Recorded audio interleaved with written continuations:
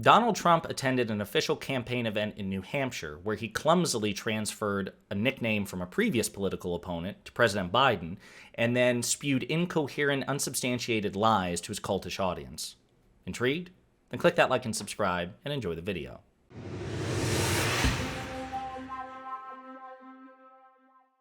All right, so it's a well-known fact that Donald Trump is not and has never been a really sophisticated speaker or gifted orator. Now, obviously, he has some sort of charisma, right, because he commands what is arguably the biggest and most populous and most dangerous cult in the history of the United States, the MAGA movement, right, which is not a majority of the country. It's not even half the country. It's a plurality of the Republican Party, but we're still talking about tens of millions of people who seem fanatically devoted to this man. He did say during his first campaign in 2016 or 2015 that he could shoot somebody on Fifth Avenue and wouldn't lose a single vote. From the MAGA crew, that is clearly, demonstrably, absolutely the case. There's no limiting principle. They will do anything for this man. So that is clearly indicative of some sort of charisma. But he's not a sophisticated speaker. You know, when we think of modern presidents and sophisticated speakers, you know, President Biden obviously has a spotty record because he's a gaffe machine, but also Biden, even now at his best, can deliver a speech with empathy and effectiveness and energy. It's not just monotone inflection. Sometimes he has that quiet old man kind of, you know, gargle in his throat because of the esophagus issues that he has, but then he can also get loud and forceful and he can modulate his tone because he's a seasoned politician of 40 years. But then when we think of the true greats, again, in modern history, people like President Obama or President Clinton, who are effective, sophisticated, consistently polished speakers, they're vastly better than Trump, period. Trump has never been an effective speaker. When he reads the teleprompter, it's monotone. It's like he's struggling along. You know, and then he'll throw, like he'll go off the, you know, the path, so to speak, and then he'll throw in like his random buzzwords and like stock phrases, bigly, hugely, believe me, I have the best, believe me, just to fill time and space. That said, he likes to talk, clearly, and he attended an official campaign event in New Hampshire. He left Florida, went to New England, and he spoke in front of the MAGA crowd there. And I want to play a couple of clips here. In the first one, he bequeaths a new nickname to President Biden, since President Biden has now announced that he's running for re-election in 2024. And obviously you'll recognize this nickname, but what's interesting to me is just how lazy, again, meandering it is, and how much the crowd eats it up. So let's hear what he has to say and how the crowd reacts. Joe Biden officially announced that he will seek 4 more disastrous years in the White House. As you know, I've done very well against crooked Hillary Clinton, but today I'm going to do this, and I think this could be maybe the most important part of what I'm going to say, because this is going to be a major announcement. Are you ready? Is everybody ready? I will be retiring the name Crooked from Hillary Clinton and her moniker. And I'm going to give her a new name. I don't know, like maybe Lovely Hillary or Beautiful Hillary.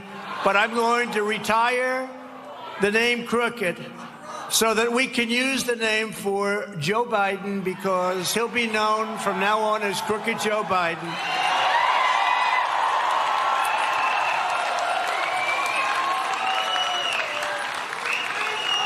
You would think that Hillary would be very happy today. She's out there someplace celebrating. Because there's never been anyone in the history of American politics so crooked or dishonest as Joe Biden.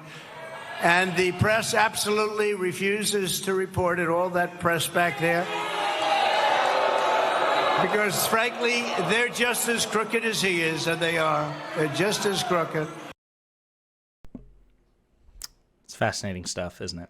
I mean, just impeccably delivered with such polish and fervor. It's ridiculous, right? So, again, there's nothing substantial there, but when is there ever anything truly substantive, truly sincere, truly interesting about a Trump speech?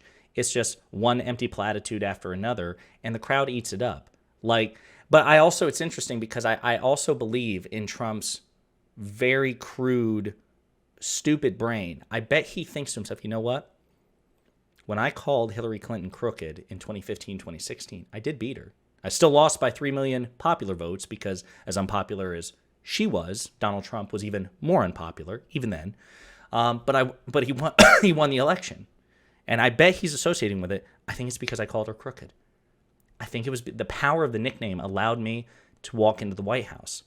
So I'm retiring Sleepy Joe, and I'm going to make it Crooked Joe. And I bet he thinks that now his chances of winning re-election are marginally improved. Like, I guarantee you that that's how this man's brain works. Anyway, it's ridiculous, right?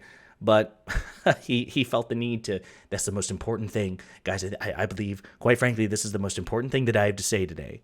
And the sad thing is, that probably was the most important substantive thing that he said in that speech. The second clip I want to play is about 44 seconds long, and let's just dive into it because there are a lot of lies and unsubstantiated claims in this clip. But we've got a year and a half to go. That's a long time with what's happening to our country. That's a long time still. With such a calamitous presidency, it's almost inconceivable that Biden would have even thought of running for re-election. He's destroyed our country, and yet he says in his recorded piece that he wants to finish the job. That's right, he wants to finish the job of destroying our country. But on that, he's actually very close. He is very close to finishing the job, unfortunately.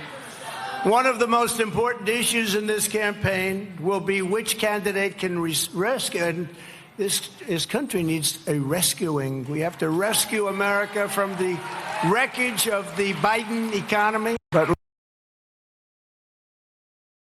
Okay. So, obviously, again, just unsubstantiated claims, one lie after another in revisionist history, because here's the reality.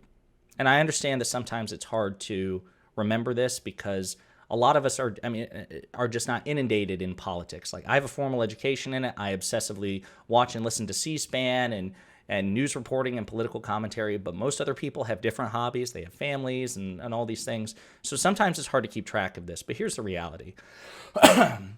There's no metric by which the Trump presidency was more successful than the Biden presidency, because as much as Trump apologists want to pretend otherwise, we're not going to grade Trump on a curve. At least no honest person will. People are like, well, before COVID. Well, COVID happened on his watch, and he mismanaged COVID, right? He didn't give it his best effort. He lied about the threat that it posed. He didn't support the experts. He didn't use the bully pulpit of the presidency to try to rally the Republican Party and Republican voters to take it seriously. So yeah, the fallout and consequences and the economic consequences of COVID are absolutely his responsibility. He served a full 4-year term.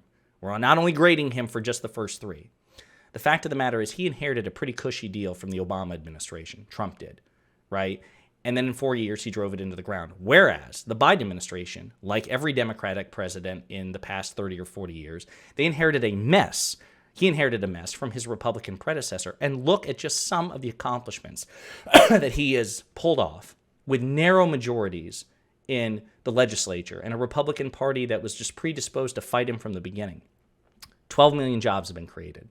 Unemployment near historic lows, lower under Biden than it ever was under Donald Trump, FYI. He signed the Inflation Reduction Act into law, which has huge climate change provisions in it. He capped the cost of insulin at $35 a month. People say that Trump tried to do it, but it was never actually implemented under Donald Trump. Joe Biden got it done.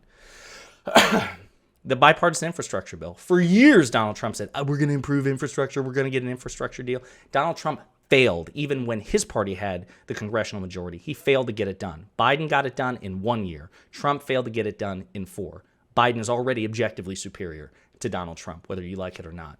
Again, the CHIPS Act, which brings domestic manufacturing back to this country, semiconductor chips. You know, you have people like Intel and Dell and other like major manufacturers investing, creating, dozens of thousands of jobs for Americans in this country. Marshaling the world against Russian aggression into Ukraine. Just again, one thing after another. The PACT Act, which, reinforced and actually expanded health care for our veterans. Republicans talk a big game about how they're the party of the military and the police when their votes suggest otherwise. They want to defund the police on federal levels. They opposed COVID-era funding for local and state police. And then they tried to kneecap our veterans by opposing the PACT Act. Joe Biden got all that done.